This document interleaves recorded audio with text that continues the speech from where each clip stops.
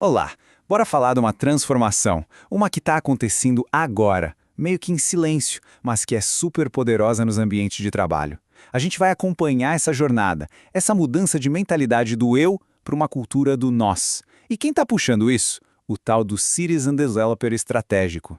Para começar, vamos pensar numa coisa que, olha, acho que todo mundo já passou. Aquele processo meio travado, sabe? Aquela tarefa manual, repetitiva, que a gente olha e pensa, nossa, isso podia ser bem mais simples, né? É aquela coisinha que vai minando a nossa energia no dia a dia. E aí, imagina só se alguém da própria equipe, que nem é da área de TI, pudesse simplesmente criar uma solução, um aplicativo pequeno, rapidinho, para resolver exatamente esse problema. Pois é essa faísca, sabe? O ponto de partida para a gente falar de Citizen Development.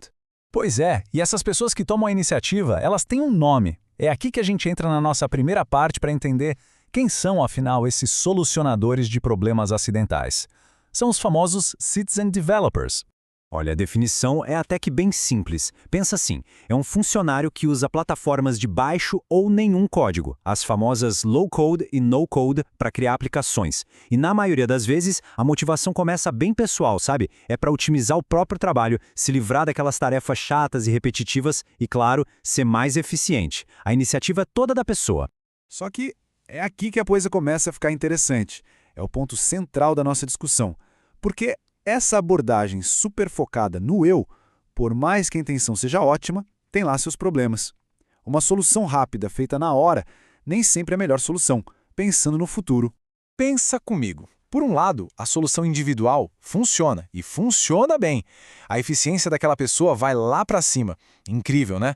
Só que, quando a gente olha para a empresa como um todo, isso pode criar uns problemas meio invisíveis. Informações que ficam presas, isoladas, o que a gente chama de silos de dados. E aquelas soluções que foram pensadas para uma pessoa só, simplesmente não servem para o resto da equipe. Mas calma, é exatamente aqui que a história dá uma virada. Porque essa forma de agir, mais reativa, mais individual, não é o fim da linha. Com certeza existe um caminho melhor, um caminho muito mais estratégico.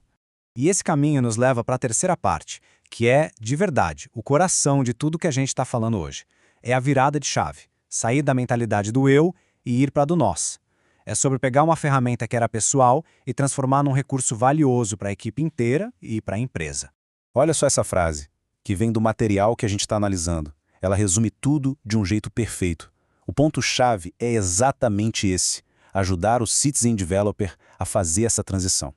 É a grande diferença entre criar um atalho só para si e construir uma ponte que todo mundo pode usar. Tá, mas o que significa pensar no nós na prática? Significa abrir o leque, ter uma visão muito mais ampla. A pergunta muda. Deixa de ser como eu faço o meu trabalho mais rápido e passa a ser como essa solução que eu criei impacta meus colegas e os nossos clientes e a empresa inteira.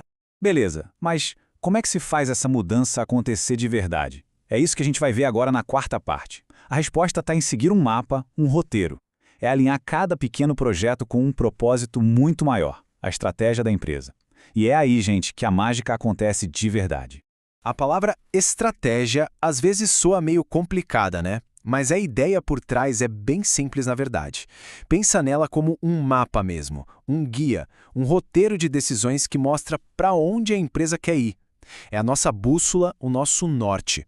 E o legal é que essa estratégia não surge do nada. O mais fascinante é ver como ela funciona em camadas, uma dentro da outra. Tudo começa lá em cima, com a visão, a missão e os valores da empresa. Isso define a estratégia geral. Daí, essa estratégia geral orienta a estratégia de cada departamento. E, por fim, lá na ponta, a estratégia do departamento é que tem que guiar a criação de qualquer aplicativo. É como uma cascata mesmo, só que de propósito. Então, o ponto-chave aqui é esse. Tem que existir uma linha direta, uma conexão clara e visível. Se alguém chegar e perguntar, ei, por que esse aplicativo existe? A resposta tem que conseguir voltar passo a passo até chegar num objetivo estratégico da empresa. Se não tiver essa conexão, o risco de voltar para aquele mundinho fechado do eu é gigante. E com isso a gente chega na nossa parte final. Depois que se entende a estratégia, a pergunta é: como construir com um propósito? Para isso, é preciso uma nova maneira de pensar, quase como uma nova caixa de ferramentas, só que para a mente. O desenvolvedor que já virou essa chave, que tem a mentalidade do nós, ele faz perguntas bem diferentes antes de começar. Ele para e pensa: qual é o tamanho real disso? Isso aqui vai mesmo ajudar outras pessoas? Quais vão ser os impactos na organização? E talvez a pergunta mais importante de todas: como essa minha solução se encaixa em todo o resto que a empresa já tem? E como ela nos ajuda a chegar mais perto dos nossos grandes objetivos? Isso mostra de forma brilhante qual é o objetivo final. A ideia não é ter um monte de ferramentinhas individuais, cada uma no seu canto. O grande lance é criar um conjunto de soluções que conversam entre si, que uma ajuda a outra, sabe? E que, todas juntas, empurram a estratégia da empresa para frente, de um jeito organizado e coeso. Então, para a gente fechar, fica essa provocação. Na próxima vez que aparecer uma ideia de criar um aplicativo pequeno, uma automação qualquer, a pergunta a ser feita é: isso é só uma ferramenta para apagar um incêndio ou é o primeiro passo na execução de uma estratégia maior? Porque dependendo da resposta, o jogo muda completamente.